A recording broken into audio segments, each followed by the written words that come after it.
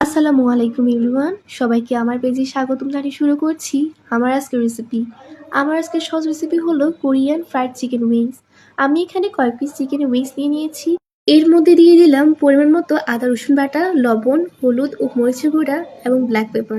লাস্টে white vinegar এবং একটা ডিম দিয়ে ভালো করে মেখে 10 মিনিটের জন্য রেস্টে রেখে দিব। 10 মিনিট পর 1 কাপ ময়দা দিয়ে ভালো করে মেখে ডুবন্ত তেলে ফ্রাই করে নিব।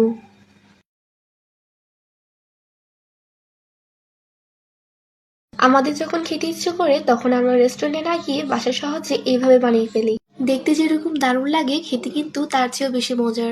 এখন একটা প্যানে 2 চামচ ঘি, পরিমাণ মতো টমেটো সস, 1 চামচ মধু এবং এর মধ্যে দিয়ে দিব চিলি ফ্লেক্স। এরপর ভালোভাবে মিক্স করে ফ্রাই করে রাখা চিকেন উইংসগুলো দিয়ে দিব। এইবার চিকেনের উইংসগুলোকে সসের সাথে ভালো করে মিশিয়ে নিতে হবে। সহজে কিন্তু তৈরি হয়ে গিয়েছে কোরিয়ান ফ্রাইড চিকেন উইংস। আজকে এ পর্যন্তই, সবাই ভালো থাকবেন, ধন্যবাদ।